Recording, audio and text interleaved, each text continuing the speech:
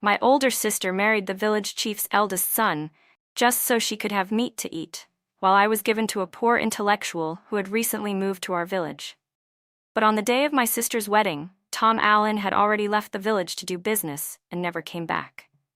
As for me, I followed David Song, who had passed the college entrance exam, back to the city. I became his wife, admired by everyone in the village, who called me Mrs. Song. My sister, on the other hand, lived like a widow. When she was caught secretly seeing another man, the village chief drove her out. My father, who always cared about reputation, beat her severely and threw her out of the house, declaring that he no longer had such a daughter. That new year, when I returned to my hometown, Emma stopped my car, begging me to take her home. Unexpectedly, while we were on the road, she suddenly grabbed the steering wheel, causing the car and me to plunge into a ravine. When I opened my eyes, she was rolling on the ground, crying and screaming that she wanted to switch places with me and marry in my stead. At that moment, I understood. I had come back. Only Emma didn't realize that being Mrs. Song wasn't easy. I immediately signed up to retake the college entrance exam. "Julia," my father said sternly, "I've already accepted the village chief's betrothal gifts. Now you say you won't marry. How am I supposed to show my face?" When the matchmaker came to discuss the proposal and mentioned that the groom was the village chief's eldest son, Emma Tran immediately nodded in agreement. Everyone knew the village chief's family was the wealthiest in the village. Ordinary families were lucky to eat meat once a month, while his family had eggs every day and braised pork every few days. Father thought marrying his daughter into that family would be a blessing. "I only want to marry David Song," I said. Emma, just like when we were little and fought over lemon candies, threw herself on the ground and started crying and kicking. My parents' hearts softened instantly. "Get up, sweetheart," my mother said, worried. "The ground's cold. You'll catch a chill."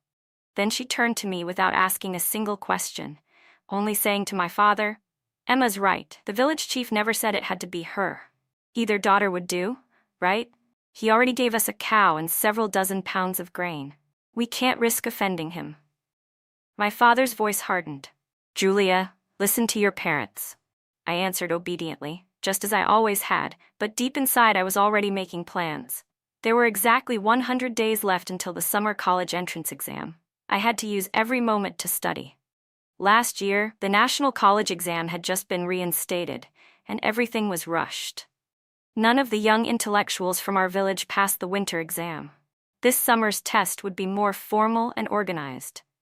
Father had already arranged for me to meet David Song. He wanted to support the government's policy encouraging young women in the countryside to marry educated youths sent there, helping them settle down and stay. Originally, Father had planned for Emma to go, but the life of an educated youth was too hard. She refused. So I had to take her place. Emma looked at me smugly. "The village chief's family is rich. You'll live in comfort. What's there to complain about?" Afraid that waiting too long would bring trouble, Father went that very evening to the youth team to arrange the marriage. They decided the wedding would be held 3 days later, with just a few banquet tables. Mother took out the only sandalwood jewelry box in the house to use as Emma's dowry. On Emma's wedding day, I went with everyone to the youth team's quarters for the celebration. That was when I saw David Song again. Looking at him, I couldn't help but remember my past life. After marrying him, I realized how weak he truly was, slow and clumsy with farm work. To give him time to study, I not only washed and cooked for him every day, but also took on his share of the labor. In summer, I worked under the scorching sun, pulling weeds and harvesting rice. In winter, when the wind cut like knives, I still dug the frozen soil to plant vegetables. My hands were covered in blisters and cuts. My shoulders were rubbed raw by the carrying pole until 2 layers of skin peeled off and stuck to my shirt, leaving deep scars. All I could do was go to the small clinic, apply some ointment, and keep working. The food rations for the educated youths were far too little. There was only some coarse cornmeal and wild greens to eat. The bits of meat and eggs I managed to get in exchange for labor points were all saved for David. As for me, I could only drink thin corn porridge to fill my stomach. At that time, All I wanted was for him to pass the college entrance exam. No matter how much suffering I endured, I didn't mind. Just a few gentle words from him could make me forget all my exhaustion. But after we returned to the city, he said he wanted to stay in the dormitory so he could focus on studying. In a whole month, he barely visited me once or twice. He left me at his parents' house, where I had to bear their disdain and live under their constant criticism, treated like a servant. Not wanting to depend on them, I went out to find work. Only after I started earning money did their attitude toward me soften. Once, I gathered all my courage to visit David at his university, bringing along some food and small gifts. But there, I saw him walking hand in hand with another girl, laughing and chatting as they strolled across the campus. I recognized her immediately. Her photo had always been tucked inside his books. "Julia, my dear," Emma's voice from the past echoed in my mind. "I wonder if you could survive this kind of life." That day, everyone in the village had gone off drinking. My mother told me to stay home and keep Emma company. She was wearing a red cotton blouse, sitting in a shabby little room that barely fit a wooden bed and a small cabinet. The youth team's dormitory didn't have enough space, so her newlywed room was a rented house from a villager, but it was only a single old room with a leaky roof.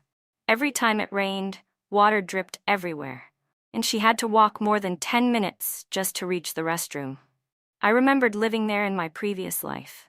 Every time it rained, water poured through the roof, and we had to use bowls and basins to catch it. David didn't know how to fix the roof, nor would he let me ask anyone for help. Emma glanced around the cramped little room with obvious disgust. "My room at home is bigger than this dump," she said, but when she noticed the bookshelf by the bed, her lips curled into a smug smile. "Julia Tran, you deserve to stay in this God-forsaken place for the rest of your life. I'm going to the city soon, to eat well, dress well, and live the life you never will." I pretended not to understand. "Sister, is my brother-in-law going back to the city soon? I haven't heard of any policy allowing that." Seeing that I didn't know anything, she raised her chin proudly. "What do you know? The college entrance exam is being reinstated. Once he passes, he can return to the city, live in a big house, drive a car." "Really? That sounds amazing," I said softly, though a faint smile tugged at my lips. "So David Song might actually pass this time, huh?" When my wedding day came, the entire village buzzed with excitement. The dowry was lavish for that era. 3 valuable household items and 1 that made sound. It meant the dowry was rich and respectable. Back then, those 4 things were a bicycle, a wristwatch, a sewing machine, and a radio. Of course, they weren't prepared by my family. The village chief brought them as part of the groom's betrothal gifts. The wedding feast had 7 or 10 full tables, not just peanuts and fruits, but steaming hot rice and hearty soup. My parents even handed out red-dyed eggs to every household in the village. Everyone praised them endlessly, and my father's face beamed with pride. Amid the bustling wedding procession, I finally saw Tom Allen. His face was cold as stone. He was nothing like David Song. David was thin, bookish, and frail, while Tom was tall and broad-shouldered, with sun-browned skin and sharp, defined features. His whole body was muscular and tense. He looked like he could knock someone out with a single punch. I couldn't help but feel afraid of him. I had once seen him beat a wild wolf to death with his bare hands when it tried to attack him. My body went rigid as I downed the ceremonial wine in one gulp. "Come on, Tom, give her a kiss," one of the villagers shouted, laughing. "You're a lucky man. Your bride's a beauty." My face burned red, but soon the room fell silent. The rowdy young men shrank back, cowed by Tom's icy glare. No one in the village dared to cross him, and certainly no one would dare ruin his wedding night. Later, he looked at me, his dark eyes steady and serious. "I'm thinking of leaving to village to make a living," he said. "Do you want to come with me?" Tom Allen hadn't planned on marrying so soon. Ever since a scrap collector had passed through the village, he'd started thinking about going out to do business, but when he mentioned it to his parents, they were terrified. "You want to smuggle goods?" his father had shouted. "Absolutely not. You're not going anywhere." "If you step 1 foot out of the village," Tom's father had shouted, "then this family no longer has a son named Tom Allen." Our village was small and closed off, untouched by any new ideas from the outside world.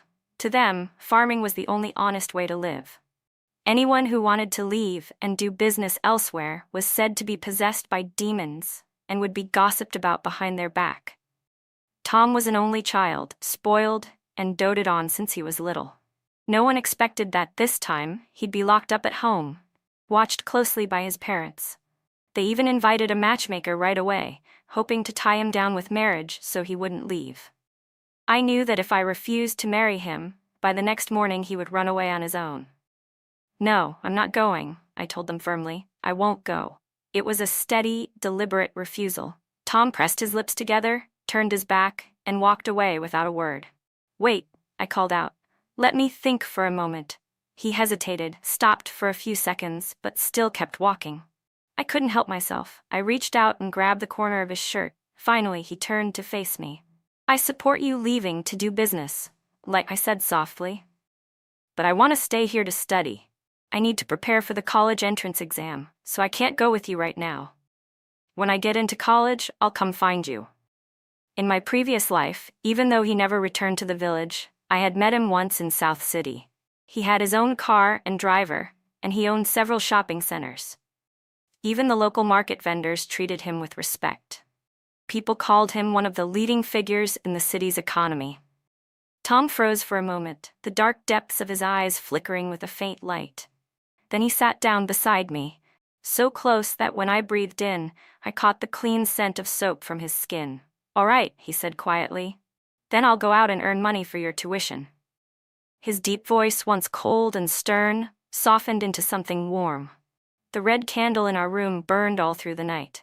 The next morning, he still hadn't left. It wasn't until 3 days later, just when I was beginning to worry he had changed his mind, that he finally prepared to go. "I've left all the money in the jar," he said. "Focus on your studies, and remember to write to me." Tom carried only a small bag. He left behind his food coupons, meat stamps, and cash for me, and even went all the way to the school to get me a set of high school textbooks and exam papers. His strong, steel-like arms wrapped tightly around me before he left. "Go already," I said, pushing him away. "If your parents find out, they'll drag you back again. Hurry up." I shoved at him, half in panic, half pretending to complain. "Go on, you're breaking my back, big guy." After seeing Tom off, I returned to the village chief's house, crying as I told them. He left me behind and ran away. My father-in-law, Mr. Allen, was furious and stormed into the room, while my mother-in-law wiped her tears and gently comforted me. From that day on, they treated me even better. Knowing that I wanted to study, they cooked new dishes for me every day. Sesame pancakes, dumplings, steamed buns with braised pork, even sweet braised pork belly. My mother-in-law took out her own barley milk powder and mixed it into a drink for me. "This is good for your health," she said with a smile. "Just one small can cost 40 yuan. My own family could barely earn 50 yuan in an entire year. In my past life, when I'd been in the city, I never dared buy it for myself. I'd only ever use it as a gift for others. Now that everyone in the village had gone out to work, I was preparing to go to the fields to cut grass. But my father-in-law, being the village chief, took the sickle from my hand and told me to report to the tool shed instead. When I arrived, they assigned me to manage the village's farming tools. All the villagers' tools were kept in one place, taken out in the morning and returned in the evening. It was an easy, comfortable job. No need to work under the sun or in the rain, and it didn't take much effort. After a quick explanation, I picked it up right away. As soon as the warehouse keeper left, a young woman with 2 braids, Nancy Wu, leaned in close and whispered in my ear, "I heard the village chief gave the warehouse manager 2 packs of Phoenix brand cigarettes to get you this job. You're lucky. Even though your husband's not home, your in-laws treat you well. Don't go doing anything foolish, okay?" I smiled and thanked her. In a small village like ours, even the tiniest rumor couldn't be hidden, let alone something like me, being newly married and my husband already gone. After distributing the tools for the day, I took out my high school textbooks to study. In my past life, when I followed David Song back to the city, he had always looked down on me for being poorly educated. This time, I was determined to study hard, starting from middle school and working my way up again. I studied hard and finally earned my high school diploma, but in the end, It didn't matter. Love can't be forced. No matter how well I studied, in David's eyes, I was still just a country girl, someone who would never compare to the woman he kept in his heart. Now, I wasn't studying to please anyone. I studied because I wanted to pass the college entrance exam with my own effort, to live on my own 2 feet, to never depend on anyone again. Without me cleaning up after him, David wouldn't have had time to study at all.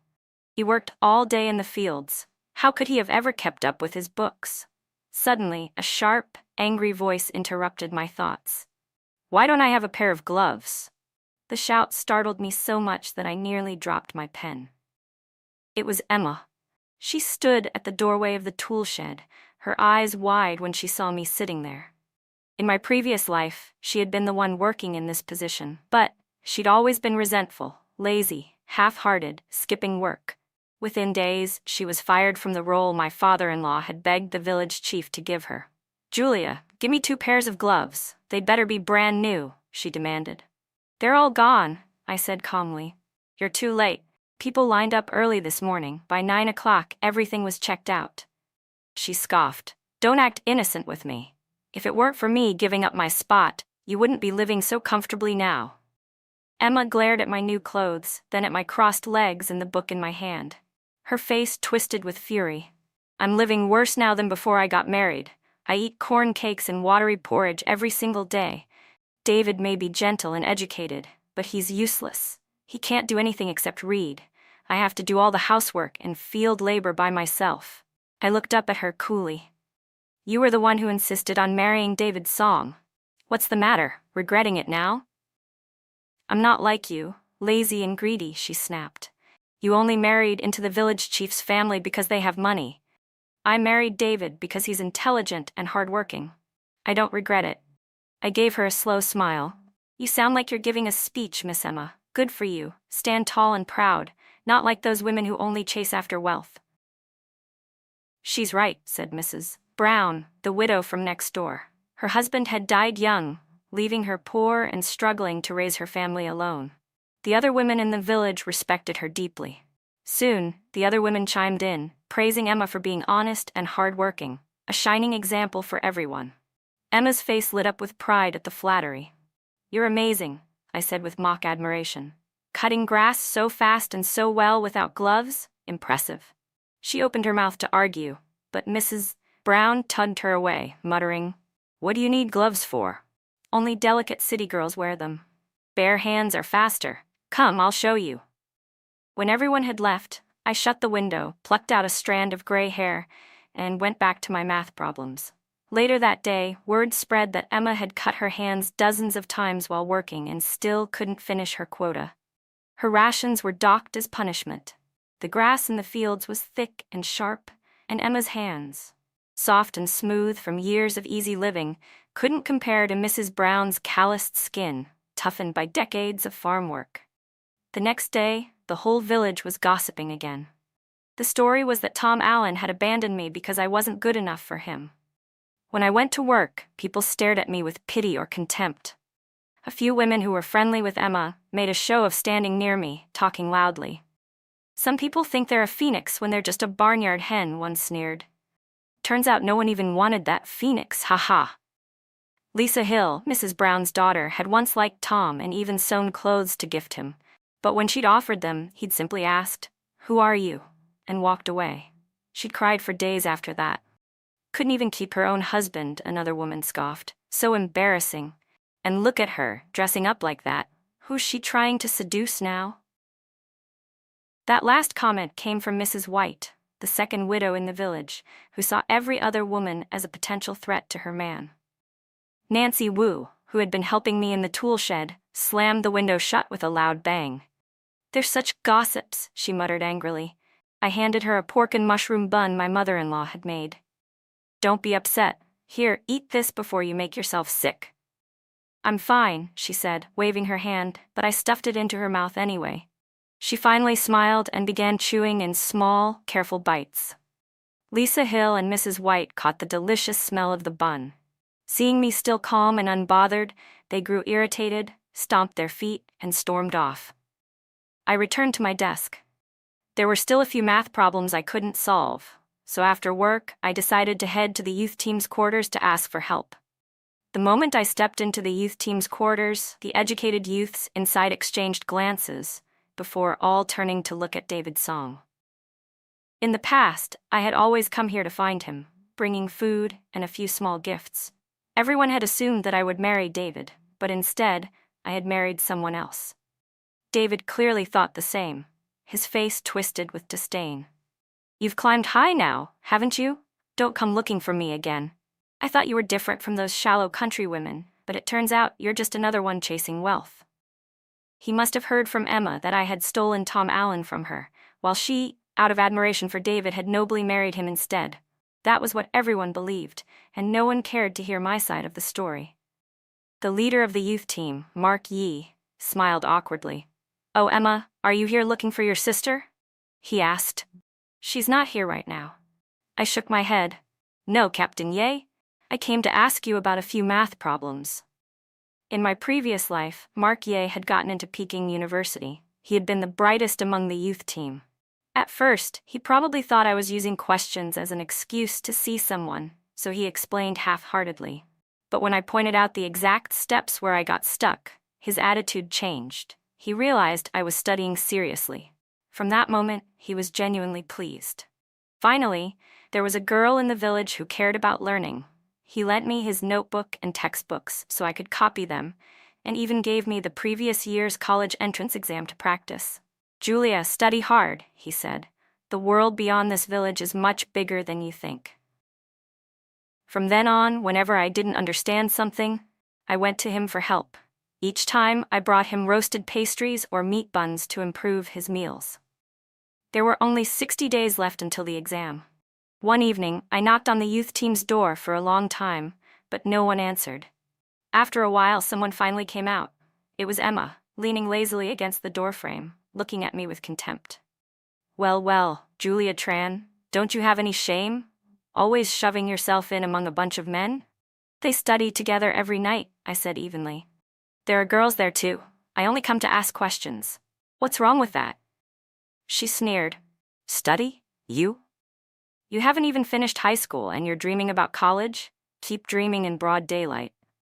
I wasn't surprised she knew. My desire to take the exam had become difficult to hide. After all, I spent my days poring over high school materials and old tests. Even Captain Yi knew. Back then, there had been a school in the village, but the tuition was expensive. My father had only paid for Emma to attend high school, telling me there was no money left. Emma had skipped classes to go fishing or watch movies, and in the end, she never even graduated. Suddenly, before I could react, she snatched the stack of books from my hands. Her face twisted with anger as she began tearing the pages apart, as if she were destroying something sinful. I lunged forward to grab them back, but then I heard a voice. "What are you doing here?" It was David Song. He wasn't talking to me, but to Emma. "If I hadn't come," she shouted, "how would I know you've been hanging around this cheap little tramp every day?" Emma hurled the torn books at him, the shredded pages scattering across the ground. I bit my lip, my eyes stinging, and turned to Captain Ye. "She said I was shameless," I whispered. "I'm sorry for causing trouble, Captain. I won't come here again." Before anyone could say another word, I ran off. David looked down at the papers on the ground, my neat handwriting still visible through the torn edges. Then he turned toward Emma, who stood there in her floral dress, crying so hard her nose turned red. For the first time, he raised his voice and argued with her loudly. But I didn't see that part. I was already gone. By the next morning, the story had spread all over the village. No matter what they had actually argued about, everyone believed it was because of me. Rumors flew. People whispered that I had tried to seduce David, that I was shameless, that I was the reason for their fight. Even my in-laws began hinting that I should stop visiting the youth team to study. I agreed without protest. There was no point explaining. But after that incident, the girls in the youth team grew kind to me. They all knew how hard I had worked to get this far. Whenever the holidays came around, they'd invite me to study with them. Every time the girls from the youth team visited, they would bring me Captain Yi's notes and copied lessons, afraid I might feel awkward coming there myself. When there were only 30 days left before the college entrance exam, my parents suddenly sent word for me to come home for dinner. The moment I stepped through the door, I saw Emma and David already sitting inside. My father's face instantly darkened the moment he saw me. I had barely set down the 2 bags of dried peach pastries I brought before he let out a cold snort. "You unfilial girl. Get down on your knees." "What did I do wrong?" I asked, standing tall by the doorway. I wasn't the obedient, fearful daughter I once was. "You've brought shame to this family," he shouted. "I can't even look people in the eye anymore. Your husband's not home, yet you keep running to the youth team. Your sister was kind enough to remind you, but you went and made her and her husband fight. Now everyone in the village laughs at me. You have a good life, good food, good clothes, and that still isn't enough? You even have the nerve to seduce your own sister's husband." As he shouted, he threw his teacup at me. The shards cut into my ankle, a sharp pain burning like fire, but all I could do was laugh, bitter and angry. "Father," I said, my voice trembling with fury, "you forced me to marry the village chief's son because you couldn't bear to give up the betrothal gifts. And now you're acting like I took advantage of something."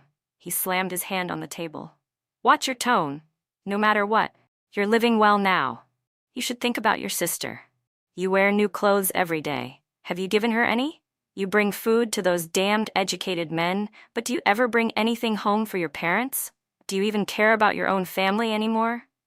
Emma jumped in right away, pretending to sigh. "My little sister's so fancy now.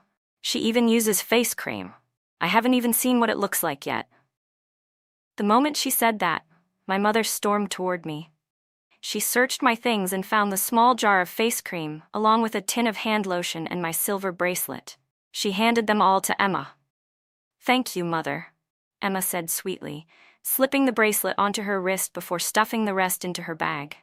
I had always known my mother favored her, but I never expected it to be this blatant. I didn't want to cry, but my throat burned, and tears started falling uncontrollably. In my previous life, when I had married David, we were dirt poor. We never had enough to eat or wear. Whenever I visited home, my mother would complain that I came too often and ate too much. She'd even tell me not to bother cooking if I was so hungry. Emma used to claim she brought me steamed buns, but she would toss them on the ground as if feeding an animal, and my parents never once told her to treat me better. And yet now, after marrying David, she came home every few days for meals, even taking food back with her, shamelessly. My heart grew colder with every passing moment. All I wanted was to leave this village forever and never return. I turned to go, but Emma grabbed my wrist. "Oh, Julia," she said, shaking my hand so that the silver bracelet clinked. "This bracelet? Who gave it to you? Surely not that husband of yours, right? He's been gone for ages. Did some lover give it to you?" David's mouth twitched as if he wanted to speak, but he said nothing. I lifted my head to glare at Emma, my eyes still red from crying. "No one," I said coldly. "Don't push your luck." "Who would believe that?" she sneered. "But I get it. You must be lonely, living all by yourself." She toyed with the bracelet on her wrist, smirking. "Once my husband passes the college exam, I'll have all the jewelry I want." For some reason, Emma had complete faith in David's talent. But that only made him more determined to prove her right. My mother, hearing this, suddenly raised her hand and slapped me hard across the face. "You shameless girl," she shouted. "How dare you lie with another man?" My face burned with pain, my cheek swelling instantly. I held my hand against it, staring silently at the group before me. "From now on," my father said coldly, "this family has only one daughter, Emma. You are nothing to us." My mother looked ready to strike me again, her hand raised high, but before it could fall, a strong, warm arm pulled me back. "Don't be afraid, sweetheart. I'm home," a deep voice said. My face pressed against a broad chest, and the tears I had been holding back finally burst free. Pain I could endure, but kindness, that was what broke me. Tom Allen gently stroked my head, his hand warm and steady, patting my back as if comforting a child. "Your brother-in-law's back, huh?" my mother said awkwardly. "The girl didn't mean any harm, just scold her a bit and let it go." At that, Tom Allen released me and turned toward Emma. He extended his hand, his expression calm but cold. Facing the tall, striking man before her, Emma's face flushed red. but his next words came out sharp as ice. "That bracelet," he said flatly. "I gave it to Julia. Give it back." "Humph, who wants it anyway?" she muttered, her face burning with shame. Still, she didn't dare throw it on the floor. Tom took the bracelet from her, then carefully slipped it back onto my wrist. When he looked down at me, I could see how travel-worn and tired he was, and my lips trembled. I nearly burst into tears again. "You're beautiful even when you cry," he said softly, brushing his thumb across my cheek. "But don't cry anymore. You'll make your eyes swell." His warm fingers wiped my tears away, slow and gentle. My parents' expressions changed instantly. They both forced polite smiles.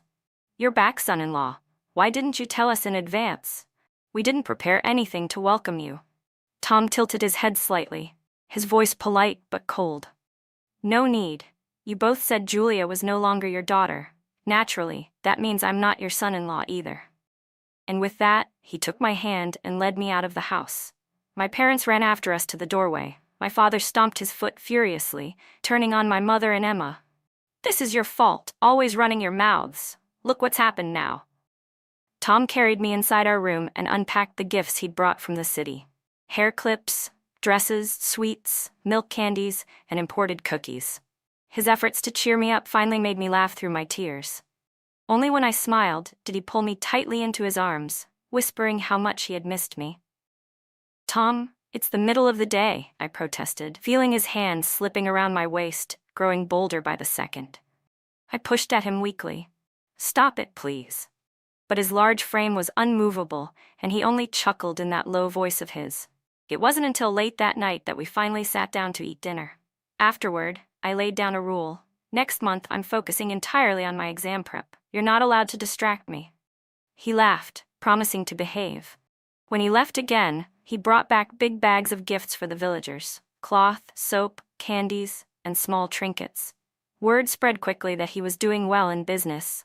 Neighbors came one after another to ask how he was making money, some even begging him to take them along next time.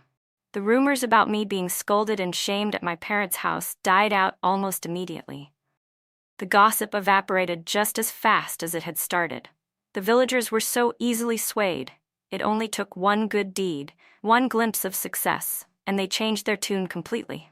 No one had imagined that my own sister, Emma, had been the one to spread those lies about me. Emma was livid, burning with jealousy. Why was it that in this life, when I married Tom Allen, he came back again and again, while in her past life, after she married him, he never returned at all? Back then, when he first mentioned going out to do business, she had turned on him instantly, sowing discord between him and her father. The village chief nearly broke Tom's leg, even confiscated his travel papers and money. But this time, after Tom left, he often wrote letters and sent back packages, letting everyone know he was safe. Seeing that he wasn't in any danger, even the village chief stopped objecting. Every day, Tom went to work the fields in my place, so I could study in peace. My in-laws stewed chicken soup to nourish me and even cooked separate meals, bringing them directly to my room so I wouldn't be disturbed. Everyone in the village knew I was preparing for the college entrance exam. Many were waiting for me to fail, while others put their faith in David's song, flattering him openly. Emma, of course, looked pleased about that, but David no longer had the calm, studious life he once did. Every day he worked in the fields until dark, then came home to suspicion and interrogation. Emma constantly accused him of still caring about me and forbade him from talking to any other woman. I knew none of this firsthand. I barely left the yard anymore, focusing entirely on my studies. One night, I asked Tom quietly, "Do you really believe I can pass the exam?" He smiled. "Whether you pass or not doesn't matter to me. If it's something you want, I'll always support you." 2 days before the exam, I had to travel to the city to stay near the testing site. Tom wanted to come with me, but something urgent came up with his business, so I told him to go handle it instead.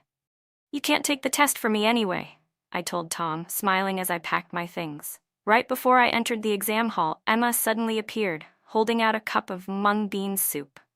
"It's so hot today," she said sweetly. "Drink this before you go in. It'll keep you from getting heat stroke. But if you actually pass the exam, the ancestors will be laughing in their graves." Her voice carried that same false kindness I'd grown used to. You can do it, right? She added, smiling faintly. I glanced at her. Around us, many examinees were also holding similar cups of mung bean soup, probably bought from the breakfast stall outside the school gates. It was early June, the kind of heat that soaked your clothes in sweat even before noon. Thanks, I said calmly. I'm going in now. Non-candidates weren't allowed inside, so Emma could only stand at the gate, pretending to wait for me and David's song. When the exam ended, I walked out smiling. Emma's face froze in surprise. "You're okay?" she asked. "Of course," I replied lightly. "Everything went smoothly. I guess your mung bean soup helped. I didn't feel sick at all." Behind her, David stumbled out of the exam hall, his face pale, one hand clutching his stomach. Emma rushed to catch him. "David, how did it go?" At her question, his face turned even whiter. When the results came out, I went with the youth team to check the board. Tom insisted on coming with me. "Julia, you did it!" Captain Ye shouted. "You passed. You got into South City University. Congratulations!" I had officially been accepted into South City University. Tom lifted me up in his arms and spun me around, laughing. "My wife's a genius, the first university student in our family." Captain Ye had made it into Peking University, and several other members of the youth team were admitted to their dream schools. Only David had failed, by a full 20 points. He collapsed under the announcement board, staring blankly, while Emma clung to his collar, screaming hysterically. "How could this happen?" she shrieked. "You passed. You definitely passed South City University. Someone must have cheated. They stole your spot. We'll go to the officials. We'll go to the school and demand justice." The other students glanced over, most too dejected by their own scores to say anything. But Emma's shouting was so loud and wild that everyone frowned. She acted as though David's acceptance was a divine right, and anyone else's success was theft. David, embarrassed and exhausted, snapped at her. "Enough! Stop it already." That only made her angrier. "Don't lie to me. You failed on purpose, didn't you? You did it for her. You still can't forget that little tramp Julia, can you?" She raised her hand to strike him, but before she could, Tom pulled me behind him, stepping between us and that scene of chaos. The security guards soon came and drove the two of them out of the gate. I looked up at Tom and smiled faintly. Having someone to act as a bodyguard isn't bad. Keeps trouble at a distance, right? Then I turned toward the gate, raising my voice just enough for Emma to hear. "Oh, brother-in-law," I said sweetly. "That day, I noticed how fast you drank that mung bean soup. So I gave you the cup Emma brought for me, mixed together with yours. Guess it still wasn't enough." I smiled gently. "She didn't mean any harm, though. She just wanted you to succeed, maybe a little too badly." Emma's face went completely white. She had thought the laxative she put in the soup hadn't worked. She never realized I hadn't touched a single drop, and that her husband had drunk both cups himself. David's eyes went wide with realization.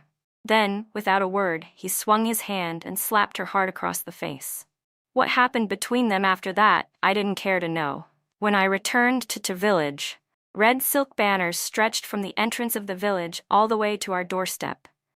My father-in-law threw a grand feast to celebrate, inviting the entire village. The production team held a public meeting to commend the village chief and even invited me to share my study tips. Those who had secretly hoped I'd fail fell completely silent. Soon they were sending their children and grandchildren to ask if I could tutor them. My father took my success everywhere as if it were his own, bragging non-stop, until someone called him out to his face. "Everyone knows you played favorites," they said. "That girl doesn't even acknowledge you as her father, and yet you're shameless enough to ride her coattails?" The words hit him like a slap. He was so humiliated he didn't dare step outside for 3 days. By September, when the new school year began, Tom moved to an apartment near my university so we could be closer together. Tom opened a small general store near campus, becoming a self-made businessman. Every day, no matter how busy he was, he drove me to class and cooked meals to bring me at noon. My mother-in-law often wrote to tell us about things happening back in the village. Since Emma had returned there, she and David Song argued constantly. She kept demanding that he take her to the city. Around that time, a new policy was announced. Educated youths were now allowed to return to the cities, even if they hadn't gotten into college. though they wouldn't be guaranteed a job immediately. When I heard, I only smirked. So what if they can go back? The hardest days are still ahead of them. David still had an older brother, so when he and Emma returned home, they had to live crammed together with his parents and sister-in-law. The house was already overcrowded, and the married couple ended up sleeping on the narrow balcony, barely 3 feet wide. Emma fought at first but always lost, both in words and in blows, so she had to swallow her pride. David couldn't find a job and decided to retake the college entrance exam. Emma had no choice but to work as a laborer to pay for their living expenses. David truly was intelligent. The following year, he passed the exam and was accepted into South City University. When he came to enroll, Emma came along. The moment she saw me, she lifted her chin arrogantly. "I told you so," she said smugly. David was bound to pass. "You may have gotten into college, but you're just a girl. Even if you graduate, what difference will it make for your future?" I smiled faintly. "And what about you, Emma? Planning to keep working odd jobs forever?" "Of course not," she shot back. "David will find me a proper job soon. My suffering's finally over. I'll live well from now on." I chuckled. "Sure. Keep dreaming, big sister." When David finished registering for classes, I happened to be assigned as one of the senior students welcoming freshmen. I was about to leave when he called out, "Julia, we're studying at the same university now. If you ever need help, come to me." "David," I said coolly, "did you take the wrong medicine this morning?" He smiled even brighter. "I know you're afraid of your sister, so you act distant. But you're the reason I worked so hard. I finally made it into the same school as you." Before I could reply, Tom's low voice cut in, cold as steel. "My wife already has someone to take care of her. You can save your kindness." He grabbed my hand and led me away. David's expression stiffened, while Tom's face remained grim. Watching him, I couldn't help thinking he looked like an angry rooster guarding his hen. Tom would rather work himself to exhaustion from morning to night than live far from me. He wanted to be near the campus, to make sure I was safe. His protectiveness moved me more than I expected. Before the semester started, he couldn't sleep for several nights. When I finally said, "If it'll make you feel better, move in nearby," he relaxed at once.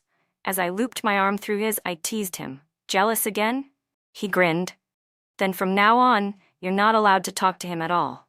"All right," I said playfully, "but only if you take me to the movies later." That was enough to make him laugh again. College was a precious opportunity, and I cherished every moment. I studied diligently, graduated smoothly, and passed my interviews to work at the Provincial Department of Education. Meanwhile, Tom's business flourished.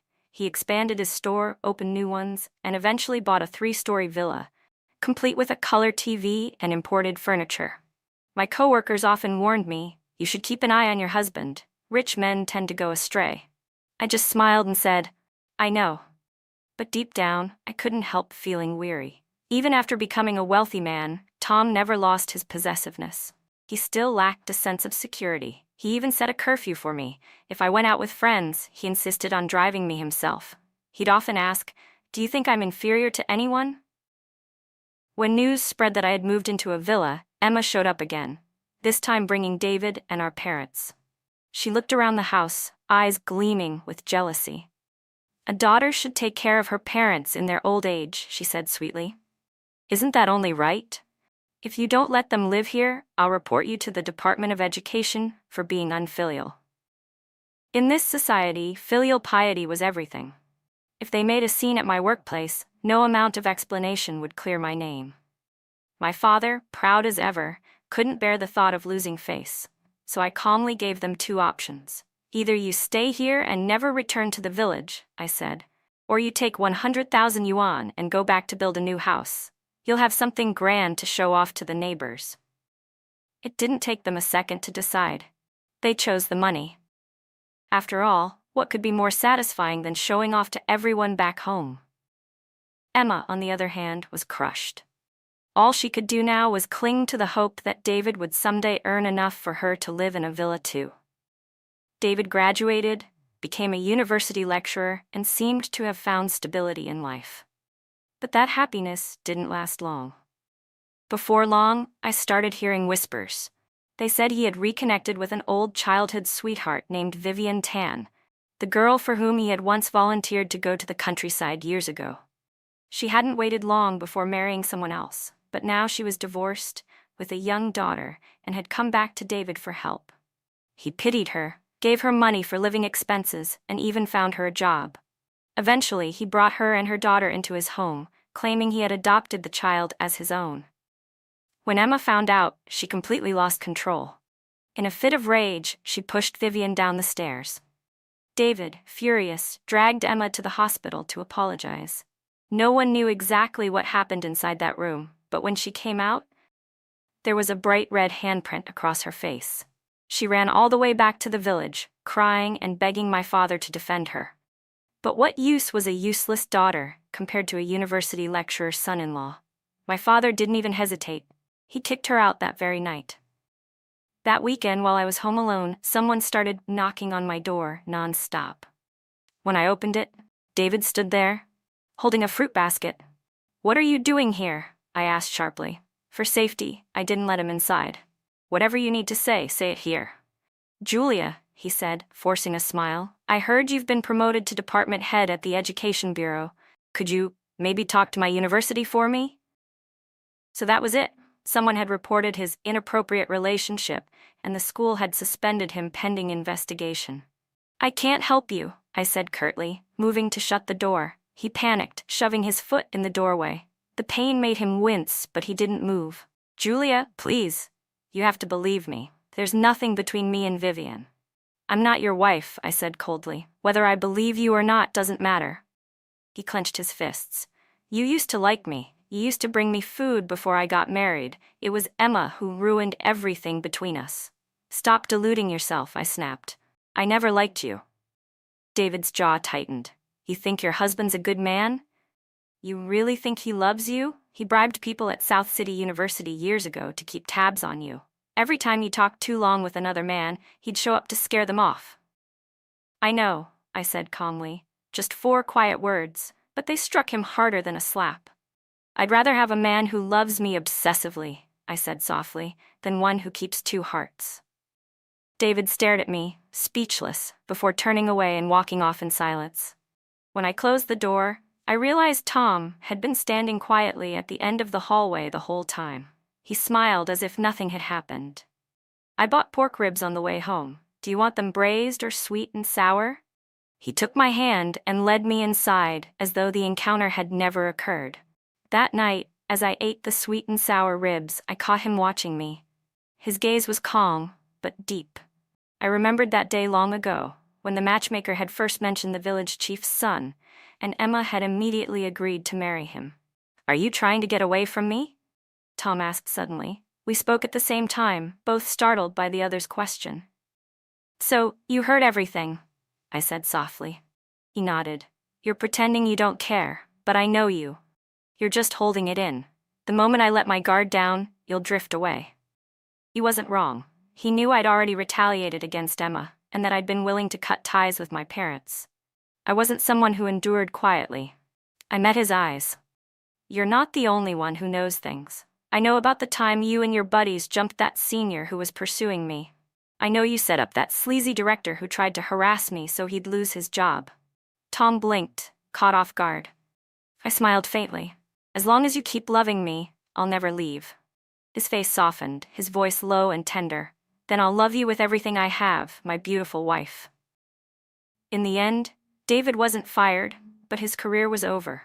He was pushed to the sidelines, with no chance for promotion again. As for Emma, she was deceived by Vivian, who lured her all the way to Guangzhou under the pretense of a business opportunity. There, she was mistaken for a beggar, and beaten so badly she was left crippled. David couldn't divorce her after that. A disabled wife meant a lifetime of obligation. Vivian didn't get what she wanted either. She married a wealthy man in Guangdong nearly 60 years old, but when he died, all his property went to his first wife's children. She ended up with nothing. And me? I lived a long, peaceful life beside Tom Allen, the man who loved me with fierce devotion. My own life blossomed beautifully, brighter than I had ever dared to dream.